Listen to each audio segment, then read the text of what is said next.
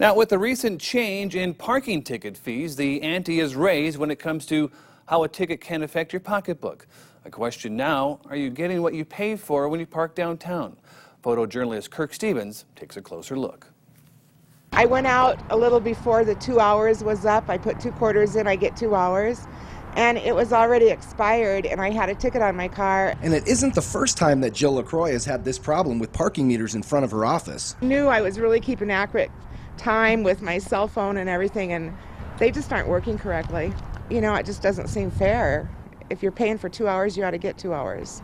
If somebody does want to contest the ticket, they are directed to the city attorney's office. Assistant City Attorney Wade Nyberg says there's a process to contest parking violations. If they got a ticket and felt that they didn't deserve it, there's a number they can call on the ticket itself.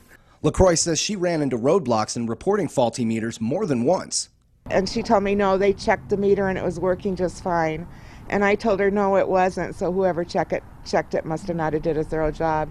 If somebody notices that, we definitely want to know about it so we get it working right. We ran a test Tuesday afternoon on the same meter LaCroix received her last ticket. After 30 minutes of actual time had elapsed, the meter showed 38 had gone by. At the 1 hour mark, that discrepancy grew to 16 minutes. Pay for an hour and only get 44 minutes. Rapid City Police Lieutenant Mark Eisenbraun says that parking enforcement staff makes every effort to maintain accuracy. They are maintained by our parking enforcement staff, but I don't know how often that is needed. Both Eisenbraun and Nyberg say they encourage the public to continue to report any suspect meters and hope to have them fixed in short order. In the meantime, LaCroix hopes that others do not share her parking experience.